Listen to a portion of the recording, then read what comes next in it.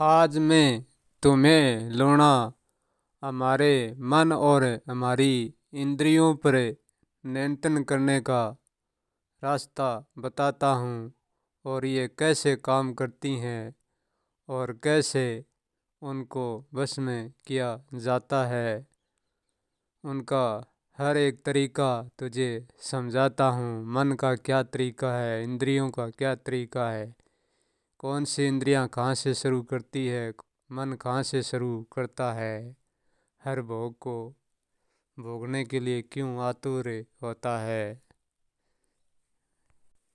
ये मन हमारा लूणा इंद्रियों को चाह कर नहीं छेड़ता, पहले शुरू मन नहीं करता। ये इंद्रिय ही मन के साथ हर चीज़ की शुरुआतें करती हैं। अब पहले मैं हमारी आँखों के बारे में समझाता हूँ कि ये हमारे साथ क्या क्या हरकतें करती हैं। देखने में सबसे पहले हमारी आँखें देखती है। जो भी हमारी आँखें देखती है वो सारा आईना हमारे मन के साथ रख देती है कि अब तुम देखो उनको। आंखें देखकर मन को सारी खबर दे देती हैं। तब मन उठकर आँखों की दिखाई हुई चीज की चिंतन करता है, फिर वो उठकर विचार करता है। आँखों का नज़दीक देखने का तो एक नज़रिया होता है और दूर देखने की एक दृष्टि होती है। जब हम नज़दीक देखते हैं तो वो नज़रिए से देखा जाता है और दूर देखते हैं तो वो हमारी दृष्टि होती है। और वो हमारे जहाँ भी हमने कुछ भी देखा है तो हमारा शरीर चाहे कहीं पर बैठा हो, चाहे हमारा मन कहीं पर बैठा हो, हमारी दृष्टि उनको झट मन को पकड़ करे। जहाँ हम देखा चाहे वो कितनी दूर पर क्यों ना हो, हमारी दृष्टि पल भर में मन को पकड़कर वहाँ ले जाती है, हमारे मन को भटका देती है। ये हमारी आँख इंद्रियाँ मन के देखने के भटकाने का काम हमारी आँख इंद्रियाँ ही करती है। दूर का भटकाव और नज़दीक का भटकाव भी हमारी आँखों से ही होता है। पहले मन आँखों से ही शुरुआत करता है, इसलिए हमारी आँखों पर हमारे देखने का नियंत्रण होना चाहिए। जिस चीज़ को हमारी आँखें देख कर और मन को दुख से तड़पाने की सांत्वना देती हैं, उस चीज़ को हम देखने से रोकना चाहिए। क्योंकि हमारी आंखें गलत दृश्य को देखकर ही हमारे मन को भटकाती है, तो हमारे आँखों को हर चीज़ की देखने की खुली आज़ादी नहीं देनी चाहिए। हमको हमारी आँखों पर देखने का नियंत्रण होना चाहिए। हमारी आँखें वही देखे जो को हमारा मन उनके देखने पर कंट्रोल में रहे, वही हमारी आँखें देखे। परंतु हम हमारी आँखें को देखने से नहीं रोक सकते।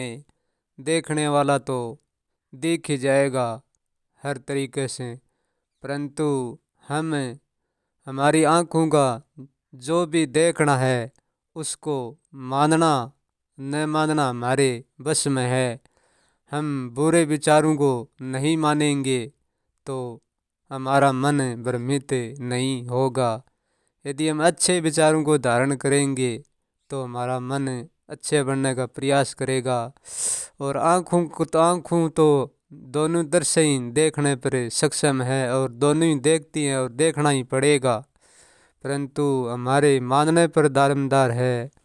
हम अच्छे विचारों को ही मानेंगे तो हमारा मन अच्छा होगा और हम आँखों का बुरा विचार दिखाया है हम नहीं मानेंगे तो आंखें ज़बरदस्ती नहीं मना सकती।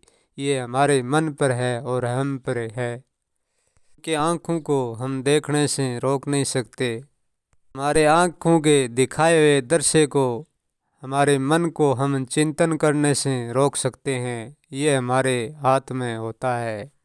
ये आँखें बंद करके चलना हमारे अधिकार में नहीं है, कि तो हमेशा खुली रखनी पड़ेगी। जब हमारी आंखें चीज़ों को देखती है तो वह एक नज़रिए से नहीं देखती, अलग अलग आईनों में देखना शुरू कर देती हैं। इसलिए तो हमारे मन में बहुत सारी इच्छा जाग उठती हैं।